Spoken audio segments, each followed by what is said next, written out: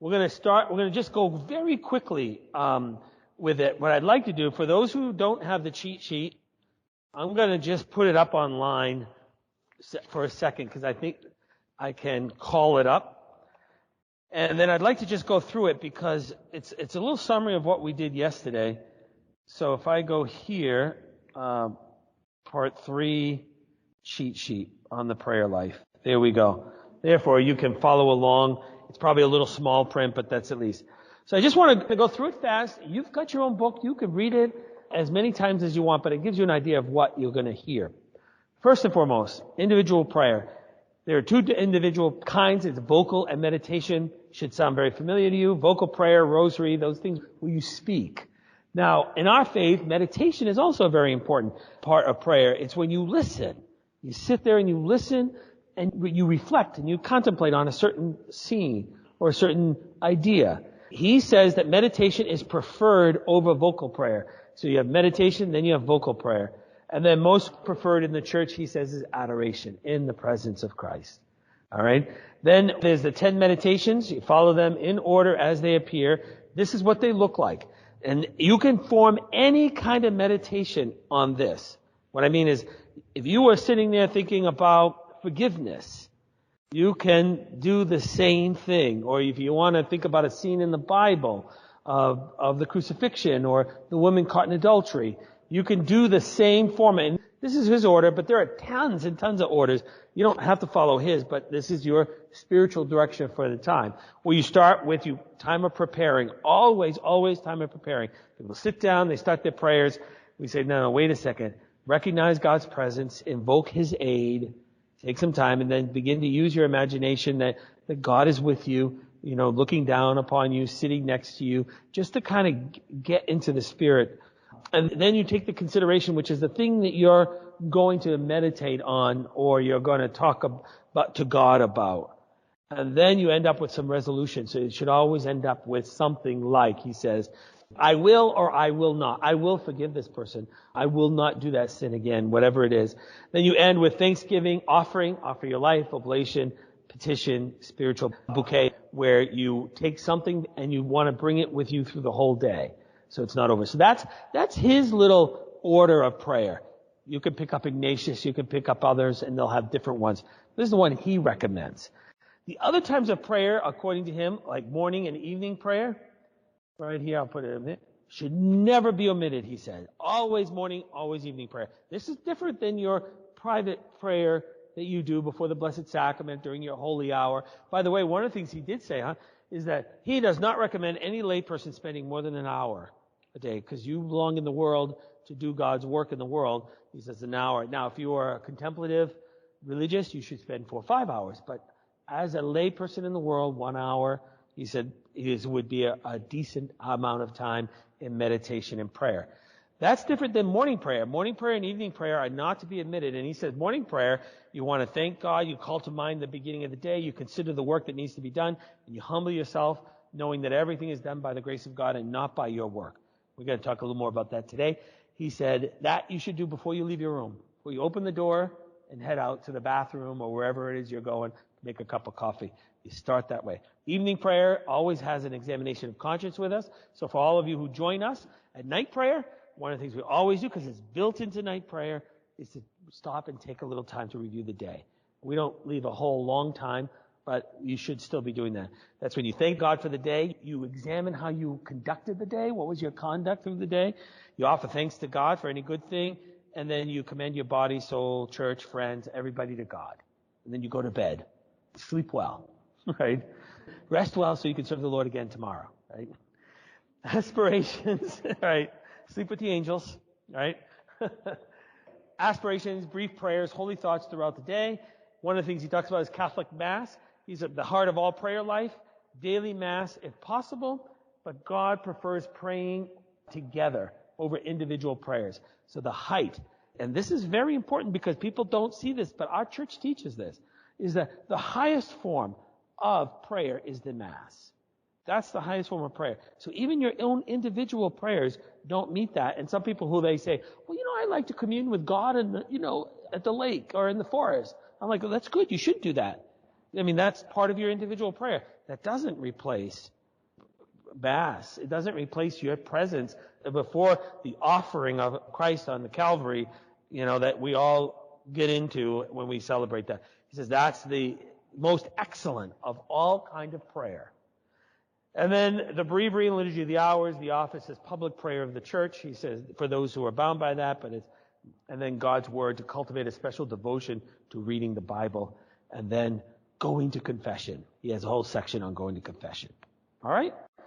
So you can download that sheet. And all of these, by the way, going to confession, he has a section. We'll go over very briefly because we're going to run right through that. Because I want to talk about the two big virtues today that he gave in 3A.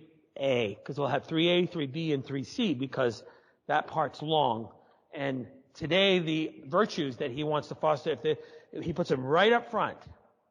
Patience, which everybody confesses, and humility are the two very important virtues that we will talk about today. All right? A couple things I just want to bring up very quickly that he talks about. This is now we're back where we were from last week. Is that Holy Communion and how to receive it. He says the center point of our Christian faith and religion is going to communion. The Eucharist is the summit of all spiritual exercises. And prayer and Eucharist together are untold power. I want to talk about this part because I thought this was very interesting. This is a new idea to me, and I thought, really, pretty nice. When you prepare yourself for Mass, he said, this is how you should celebrate Mass. What your mind should be thinking. He says, place yourself into God's presence, and until the Gospel, dwell on the Incarnation.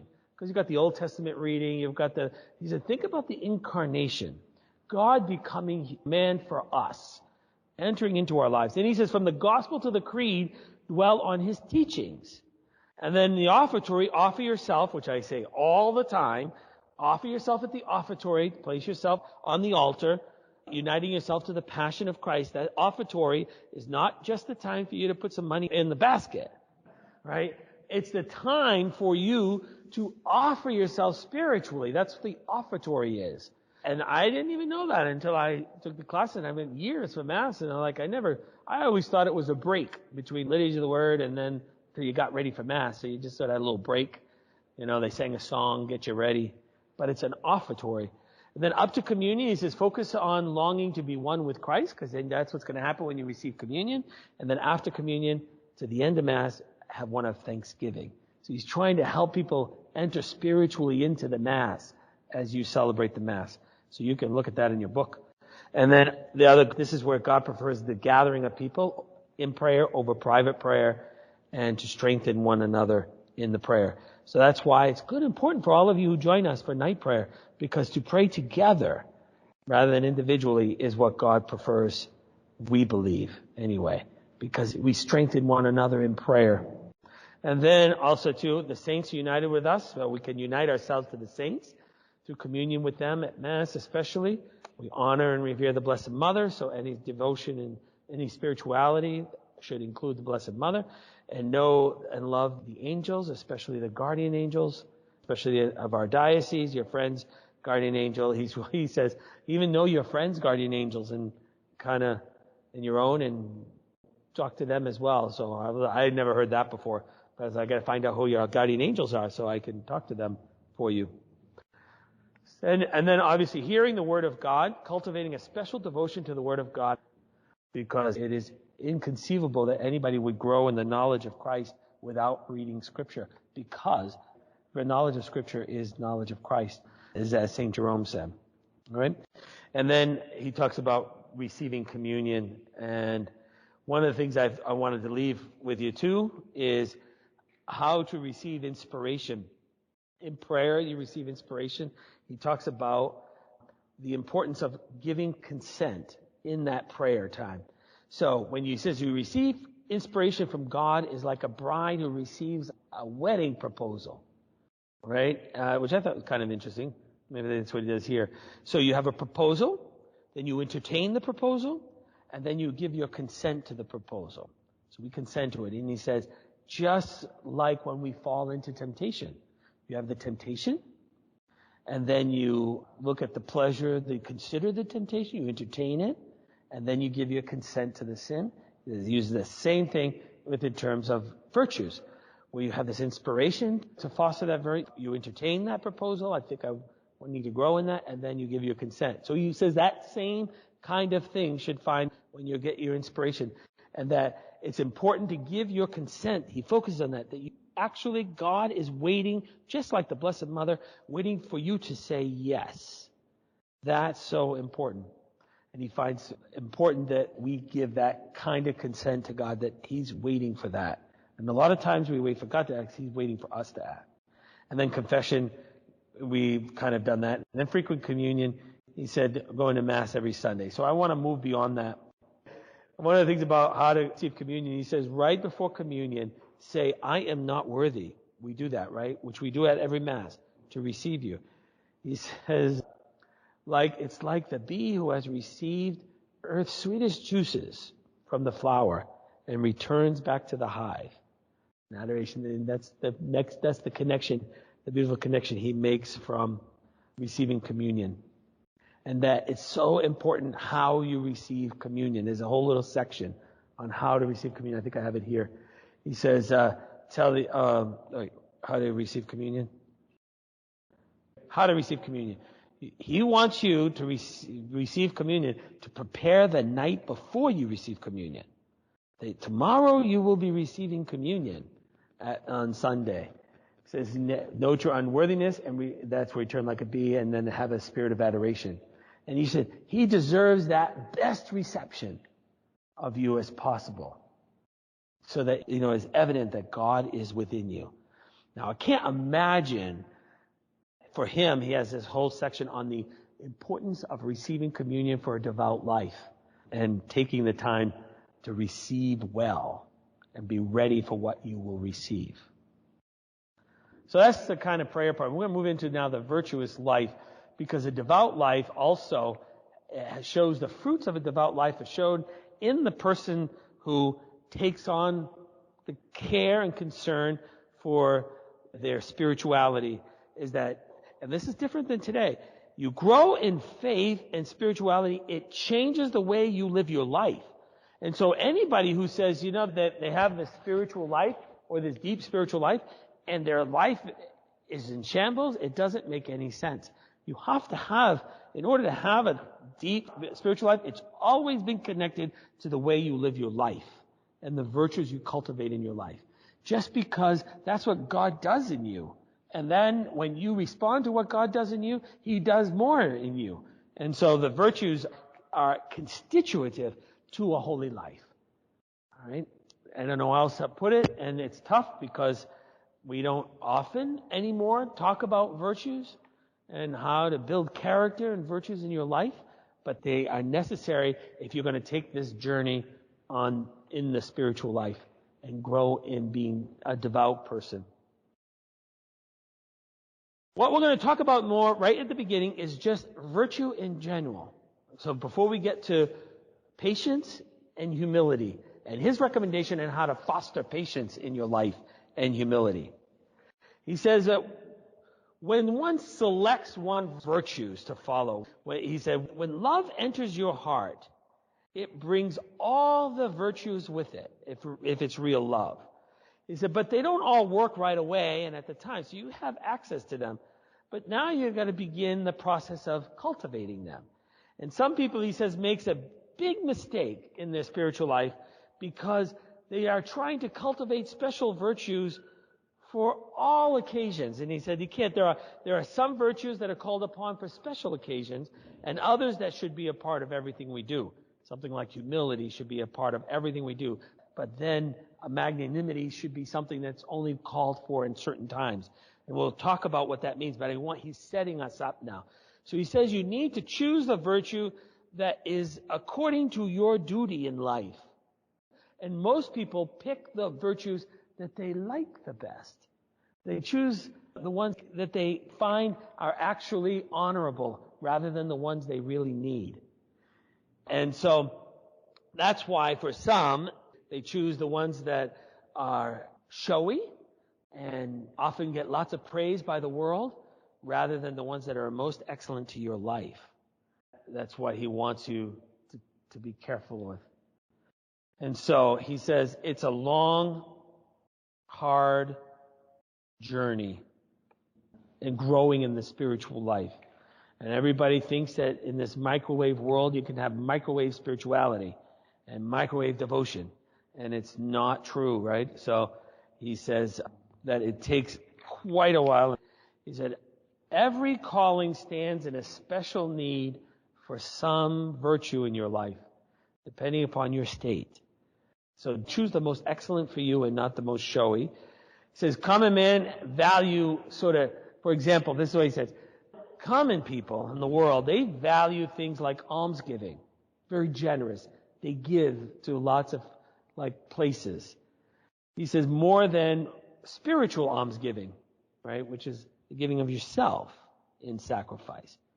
So we just have this problem all the time. It's like somebody wants to give me $100, but they wouldn't give me an hour of their time. They're very busy. But people are like, oh, look how generous he is. He gave $1,000. He's so generous.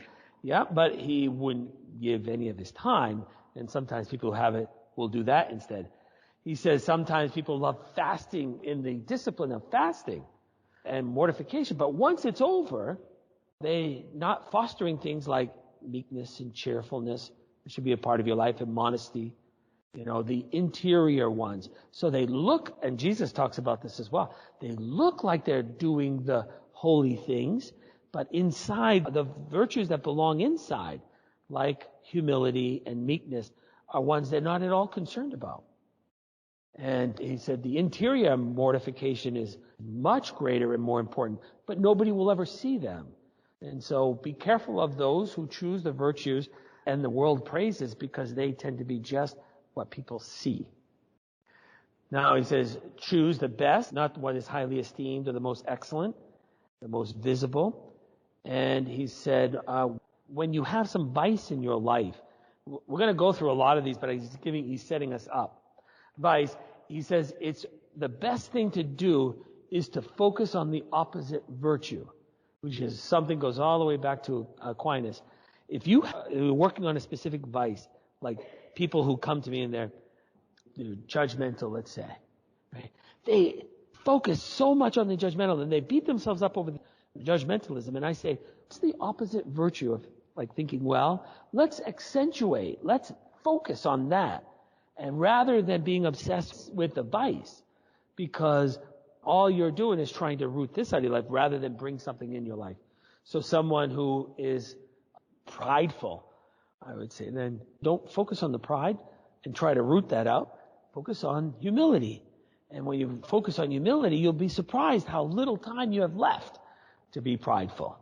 And that, I think, is so important. So his recommendation, if you have pride and anger, work on humility and gentleness as a way. And we're going to talk about that in particular. And then turn all religious exercises to the same object. So everything you should do would include these virtues. I don't know if I have it. So if you're going to bring something, you're going to begin to work on patience, then you need to bring patience to prayer, to the sacraments, to the work, to everything. Some people they're going to be just patient at home. The only problem is at work, they have all kinds of excuses why they can't be patient. They're going to be patient at home, or they're going to be patient at work and not at home, because they find it's a lot harder to do it there. So what he says, when we start looking at these virtues, they should be stuff that pertains to the whole life. And you bring it to all of it, even into your meditation. All right? I like this because he has the long, hard journey he's got is patience, cheerfulness, self-mortification, humility, obedience, poverty, chastity, kindness to your neighbor, forbearance toward our failings, diligence, and holy fervor.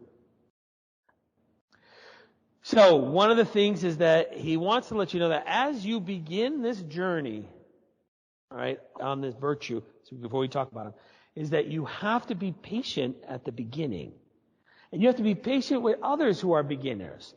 And so in one sense, if I may be so bold, is that if you were just beginning the spiritual life, more allowances should be given to you than to me.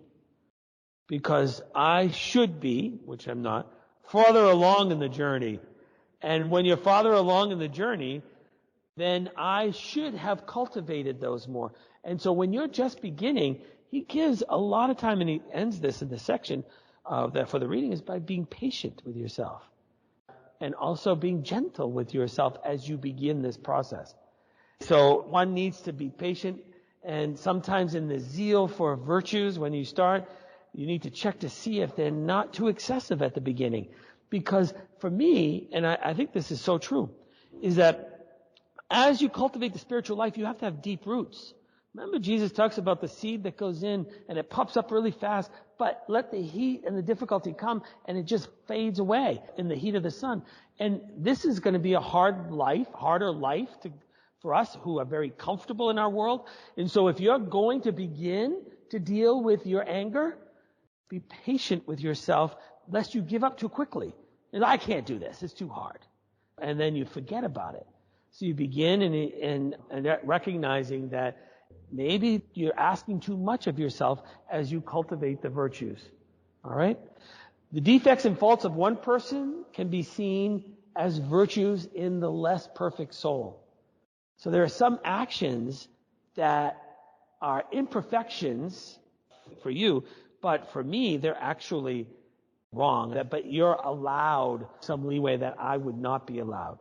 As one who's supposed to be less worldly, for me to find a Mercedes and drive around in a Mercedes would probably be more of a vice than if any of you drove around in a Mercedes, partly because more is expected for someone who to not be attached to the beautiful Mercedes that I always wish I had, that I'm never going to be able to have, because I'm never going to be able to have one because I'm a priest.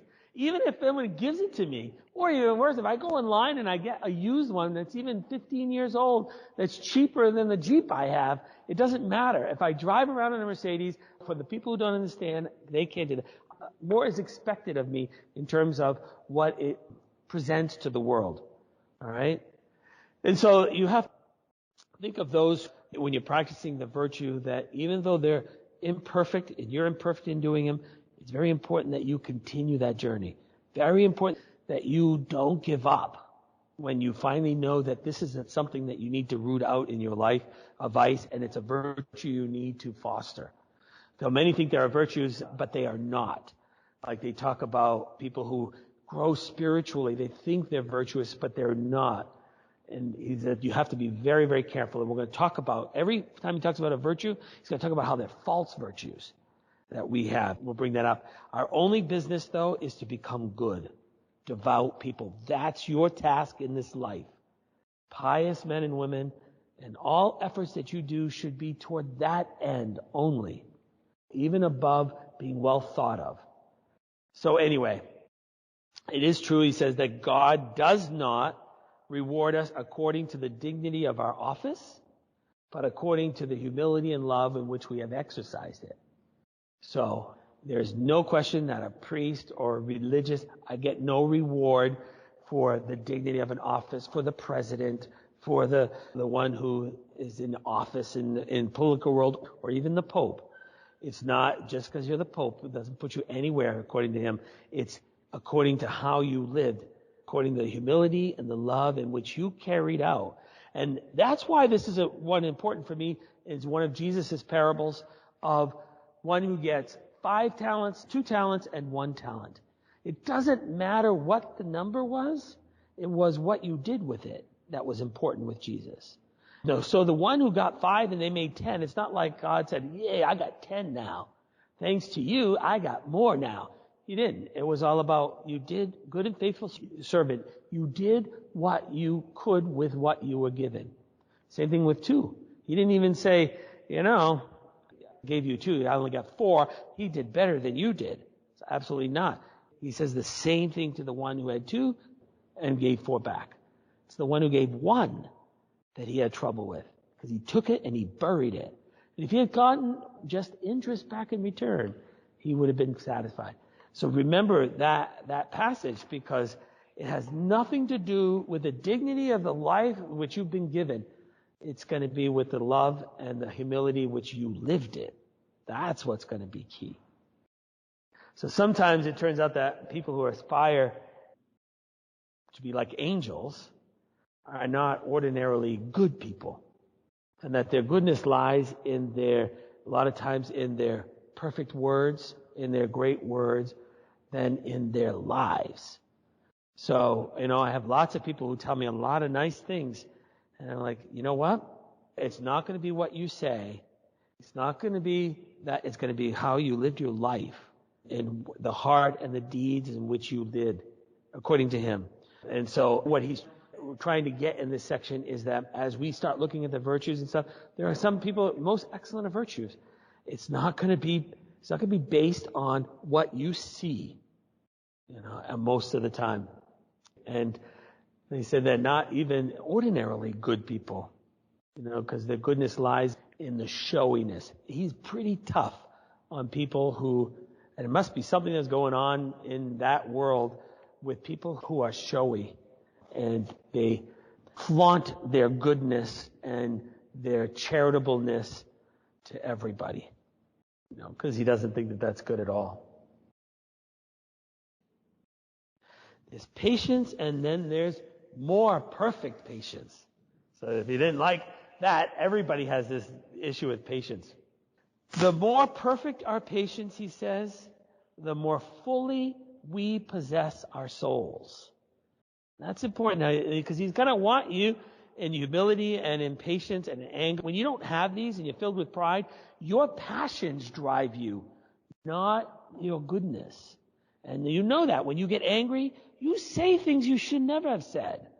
But you're angry, and that's why you said them. And excuse you, because he says you don't have possession of your soul, of your heart. You allow these things to run your life instead. All right? So he says, do not limit your patience to any kind of trial or just specific things, but they should extend to everything that you do. You should always be patient. All right? In all things that God sends your way. Not just in the easy ones and the hard ones.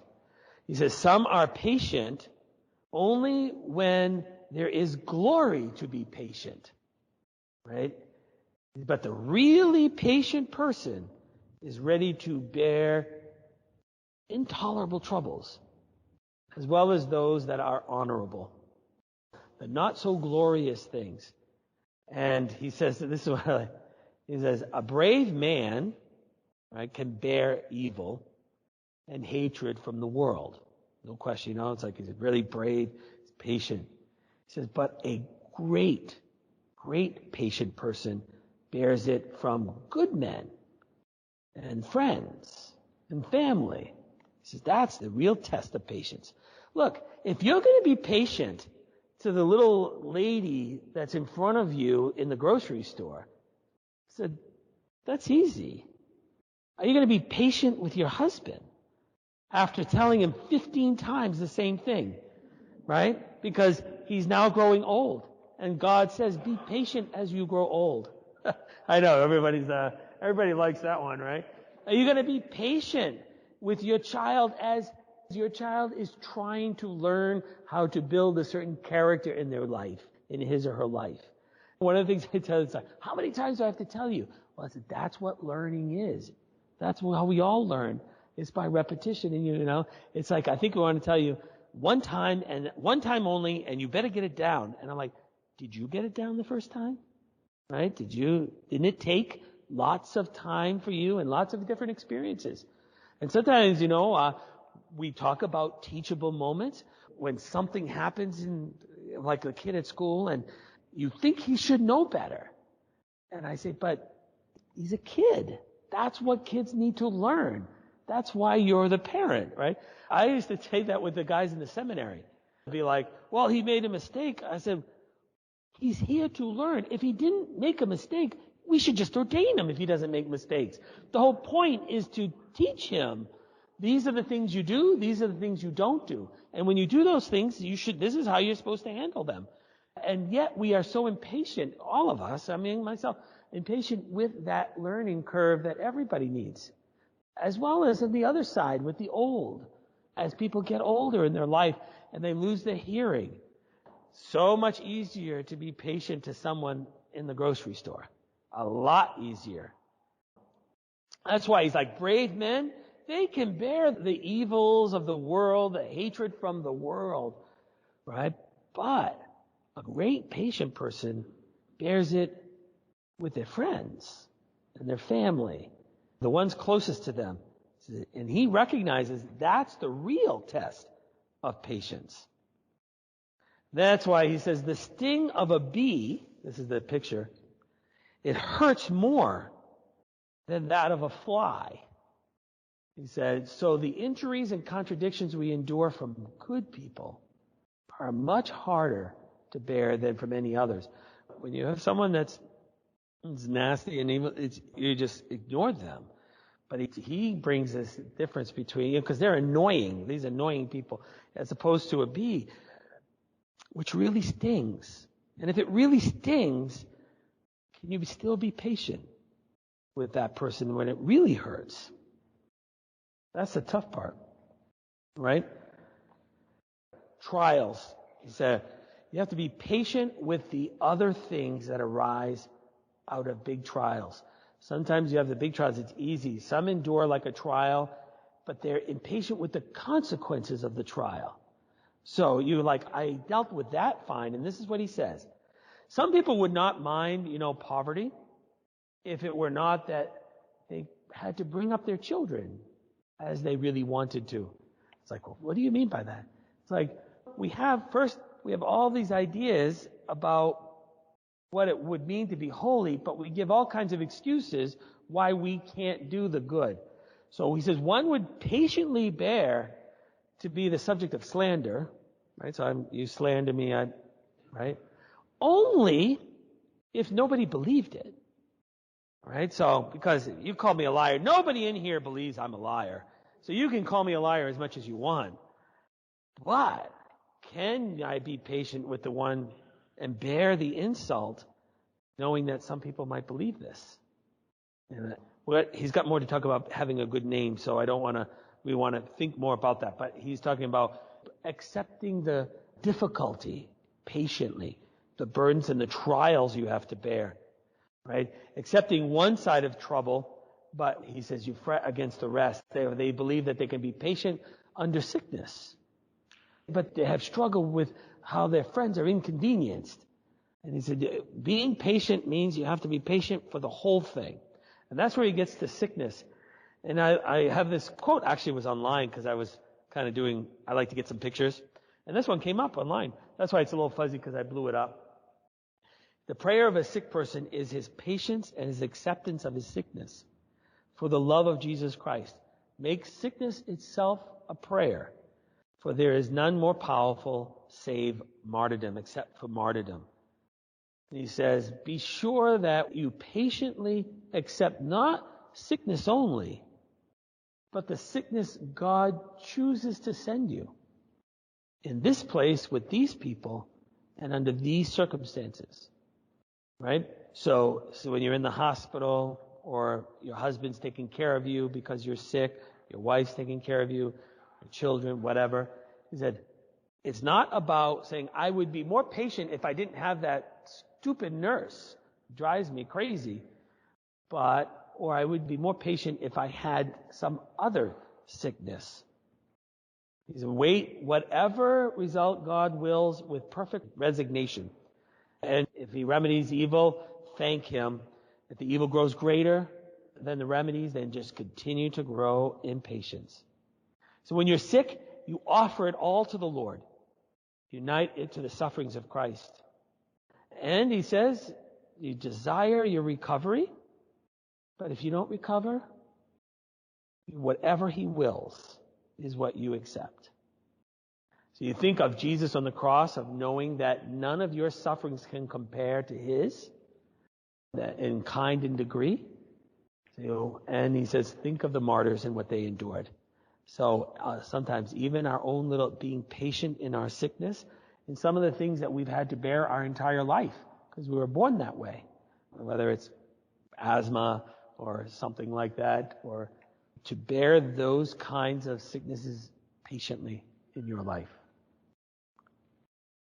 How's that sound, huh? But it's a sort of holiness, right? The other one, this one, is being falsely accused. So he talks about trials. He talks about sickness. Now he's talking about being falsely accused. He said, if you are accused falsely, defend yourself and deny it. He said, this is due to the respect of the truth. You believe and you live in the truth. But if you are still accused, don't let it trouble you. It's under patience. Respect for the truth, and now you must have the same thing toward humility, which he's going to talk about in the next one. Because it is part of having your good name, which is a right that you have. He said, but if there are accusations that are false against your name, you stand up for the truth, but you can see, don't grow angry. He's going to talk about that. Because then you lose the sense of peace within yourself. You lose possession of your soul, and the anger starts to drive you. The other one is complaining under patience. Stop complaining. He says, complain as little as possible. That's the general rule. Don't complain to your husband. Don't complain to your wife, to your children, to your parents, to the neighbor, to the people on the phone, about your husband and what he always does and what your wife does. He says, and he's very clear, complaining is a sin. How's that?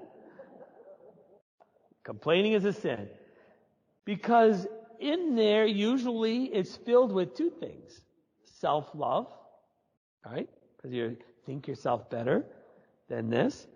And it always magnifies your injuries. Because most people who complain exaggerate. Don't we? I'll say I do. Because he's always this way. Is he really always this way? Is it always? Sometimes I used to say with the people, I was like, do you know what the word always means? But that's what we do. He says, do not complain. It's part of the virtue of patience. Do not complain with those who are easily angered and excited. There's nothing like complaining to the person who will take your side, right? And people who are automatically, yeah, I know what you're talking about. I know exactly what you mean. Because he said, if you complain to people who are already easily excitable and they get easily angered and now they're angry and you're angry, he says, if you need to complain, seek someone who has a calm spirit that can soothe your mind over this. Do it in some calm place, in a gentle spirit, because sometimes you have to get it out, right? But it's all about getting it out in the right place, with the right people, who will help you work through this. Not people who will stir the pot up with you, which is what we do all the time, right? And find someone who loves God the most, is filled with the love of God, and tell them your troubles. Tell that person your troubles. He says, if you're not, you will relieve your heart, but you will provoke, because you've now said it all, but you have provoked a much greater disturbance, not only in yourself, but in the other person now. So I said, find somebody who's calm and loves God and will help you work through this. Because that's ultimately what a patient person wants to do. It says, instead of taking the thorn that pricks you, you drive it in instead with a thorn, right? The thorn in further, right into your foot. He said, that's what it does. Because it doesn't solve a problem at all. And it doesn't help you grow in the devout life. Instead, you just hammer it in. So some says refrain from complaining because they think that it's weakness, right? But in some sense, they maneuver to make others pity them. So here's this fake non-complaining that we have that could be where you don't complain in such a way because what you really want is everybody to pity you. Oh, poor you. He says, they are known by others as one who suffers patiently, with courage. He said, that's fake. Fake patience. Because you're doing it for your own vanity and for the love of what people will think you have to endure. See what I have to endure from my husband? And I do it so effortlessly without complaining. because you're such a good person. He doesn't deserve you because you're so good. Right? I mean, those are all things that he said. That's the interior mortification that's supposed to happen because nobody sees that. But God sees it. And he knows whether you truly are this or not. So the really patient person neither complains nor seeks to be pitied, but he or she seeks simply and truly of his troubles that you have without exaggerating the weight and without bemoaning yourself. That's a patient person working on the virtue of patience. Here's the next one. Humility. The first of all virtues is humility. We must be empty vessels, not filled with anything of this world, not filled with our own self-esteem, but, he says, empty so that God can begin to fill it. He says, humility drives away sin. Drives sin away. This is the best virtue of all. But so fake in many people. And I remember one person said to me, and it really was true, I was called out on it. He said, your false humility is really unbecoming. And I love that phrase, so I use it all the time now on people. Because I'm going to get them back for it. And I really was. I was like, oh, no, not me. I'm not very good at that. And they're like, your false humility is unbecoming. Step up to the plate. All right? All saints, especially Mary, of all people, esteem the grace of humility above all the other virtues. So Mary becomes our model of humility. All right? And vanity. All right? So the peacock. He gives that nice little picture of the peacock. He says, some are proud because they ride fine horses. They wear feathers in their hat. Right? And they expensively dress. So we know them. They ride around in BMWs all the time. And we all look at their beautiful cars, or I look at their beautiful car riding by. He says, I like this. He's like, and this is his. Okay, so a fine horse, wears a feather in his cap, and he's expensively dressed. And he says, if anyone has reason to be proud, it should be the horse. Because it's a fine horse, not you riding on the horse. You didn't do anything to make that a fine horse. Right? He says, and a feather in the hat, it's the bird that should be proud, because the bird is the one who created the feather, and the tailor should be praised, not you for wearing such expensive dress. It's the tailor who made that. So putting the credit where it is due, rather than saying, see, look at my beautiful car, my beautiful house. Like, you have a beautiful house, but the one should be praised is the one who built it, not you. But you want the praise. So he says, petty vanity is to pride oneself in something of their life, like a mustache or a beard or curly hair, right, or bald hair. Someone who can dance well and sing well. He says, these, and we all know them in the end. We grow through high school with this, having this a problem. The right shoes, right, the one that everybody recognizes. For us, when I was a kid, it was a Nikes. Everybody had to wear Nikes. And then we had to wear high tops. And then high tops were out of fashion. And then we had to wear low tops because high tops had gone out of fashion. So these are all trivial and frivolous matters in that. So people look to the world to give them respect for their intelligence, for their status in the world, being president, for their beauty. Look how beautiful I am, thinking that everyone admires them. And it says, all of this glory that men take to themselves. He says, if you want to know a man who is really wise, learned, generous, and noble, see if his life is molded on humility. Humility, modesty, submission, especially to God's will. So that is the one who is truly wise, who is a learned and generous and noble. But we have a world, right, that is focused on the showy, the surfacey. I always think of that when I think of Las Vegas. When I went to Las Vegas for a conference one time, I was looking around. It's like everything here is showy. It's all fake, right? The gold is not real. Everything, it looks expensive. It looks flashy, but there's nothing here. And and then they have the Eiffel Tower, but it's not real. It's not the Eiffel Tower, but it's all meant to be part of show. So he says, if it's only surfacey and showy, proportion to the idea of how unreal it is. And he says, for those who love rank or title or precedence, it is worthless. So if you're going to follow on humility, these are the things you need to begin to address. And then he says, a peacock opens up its showy tail, right, like this, and he exhibits his little ugly body when he does that. I was like, you know what? That's a beautiful blue, though. When I looked at it, I couldn't find an ugly body until I looked at the legs and the little feet. I was like, that's pretty ugly, the little feet. But you don't see it. He's covered it in it, right? He says, honor is pleasant for those who merely taste it as they pass by without seeking it or craving it. And the idea is that if somebody gives you honor, that's beautiful. But it's when you seek the honor, right? And you start craving the honor. And this is what happens in Hollywood all the time, right? They all end up in these recovery houses, is because I think they really start beautifully. They sing beautifully. People love they're beautiful. And then they start getting the applause. And they really do believe that they're beautiful, that they're great, and they have this beautiful voice. And then you start looking for the applause. That's what's driving you now. And then they talk about when that's gone, what do you have in your life? So you end up trying to constantly seek that. And you don't have a life outside of that. And he said that's when it becomes dangerous and hurtful in your life.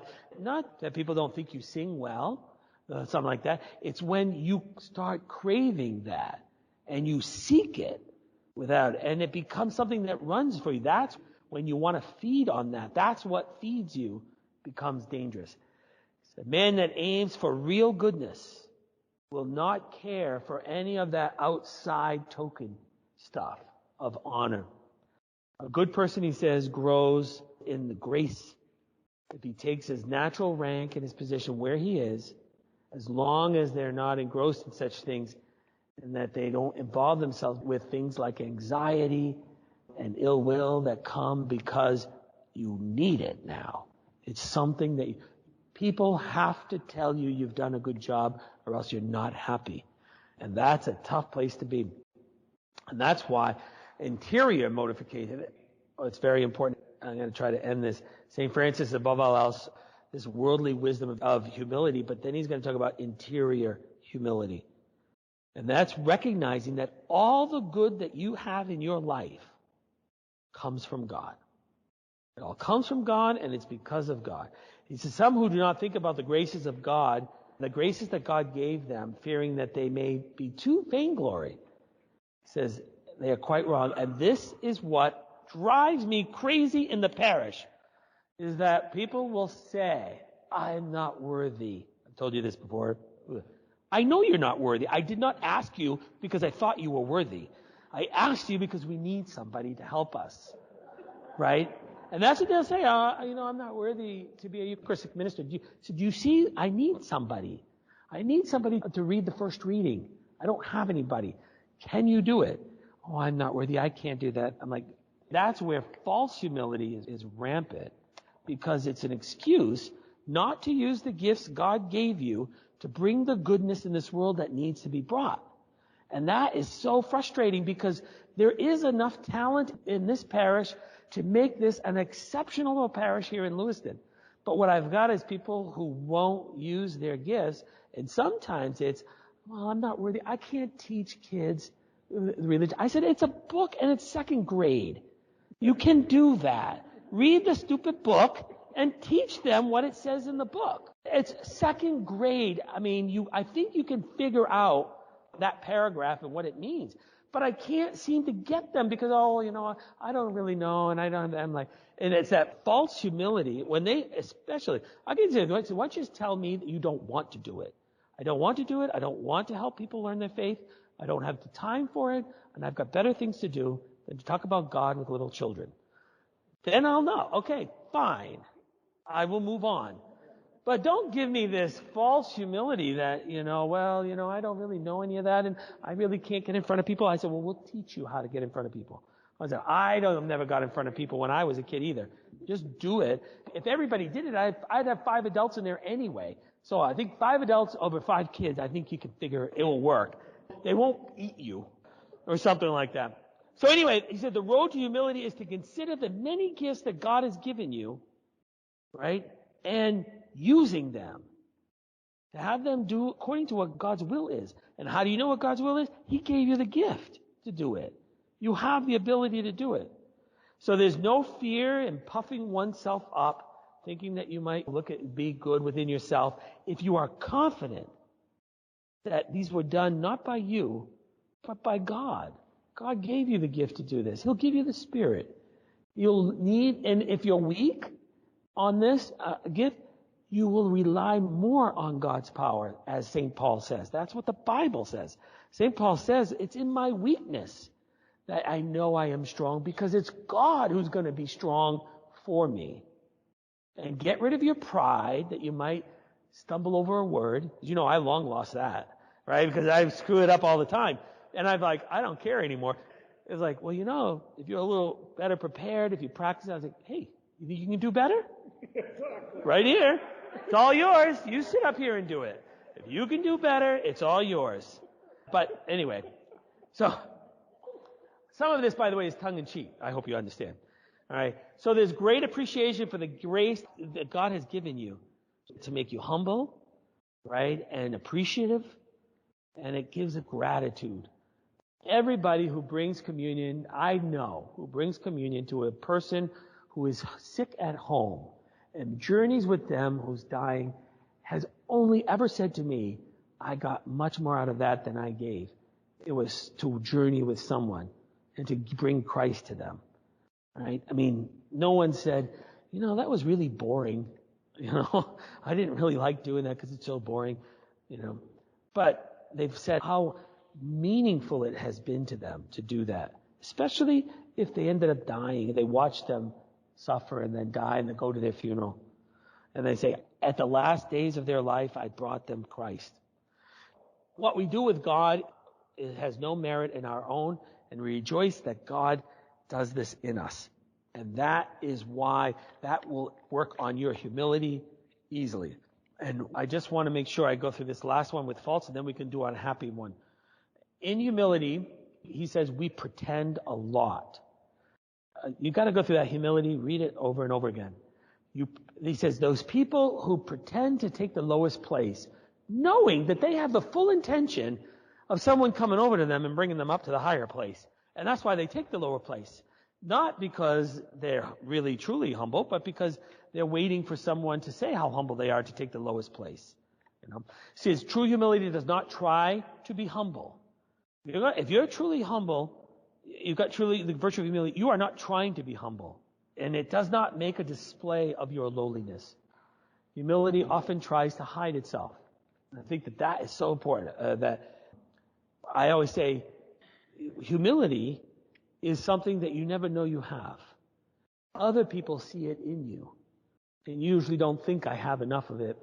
And I said, that's true. And that's why they say something like, even Mother Teresa, you're so humble. It's like, she would say, I'm not. I know I need to be more humble. I know I need to be lower. That's why she kept talking about asking God to help her in her faith. I mean, you're like, well, man, if he's helping you, I got a long way to go, right? But that's because people will tell you, you don't see it in yourself. If you think you're humble, you have prided yourself in your humility, and you know you've lost all the humility. Because see, look how humble I am, right?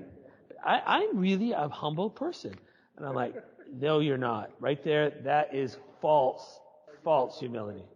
With his brain, it's hard to be humble. So a truly humble person would want others to call him worthless and good for nothing, and then to say it for oneself. So false humility, and I'll end with this. Some say that they leave mental prayer to those who are more perfect, right? So he's having the same difficulty. Oh no, I can't pray like that. The nuns and sisters will pray like that. That they're not worthy, he says, to go to communion. I said, of course you're not. Declines to use their talents in the service of God, lest they become too proud. Vicious humility. that secretly condemns God's gift and mocks God, call of lowliness, which is really just filled with self-love. Humility when you're filled with much more of your own love for yourself. He says, if God grants us a favor, it is pride to reject it. And true humility lies in obedience to God's will. That's where humility is found. So a proud man who trusts in himself undertakes nothing. But the humble man is braver in his helplessness. His courage is to trust in God. That's the most important thing. I'm going to have to trust in God. And the foolish pretend to know something when they really don't. And any humility that goes against charity is false humility. If you think that whatever you do goes against love and charity, it's not real. And a life of honesty and simplicity is what is humble. A life that has honesty and simplicity in it. And you're working toward humility. All right? Good. We're going to end there because humility makes us rejoice in next week. All right? So let's do a little glory be. As we say, glory be to the Father and to the Son and to the Holy Spirit, as it was in the beginning, is now, and ever shall be, world without end. Amen. Go out and be humble, guys. And don't complain. Right, exactly. Stop complaining. And be patient with everybody.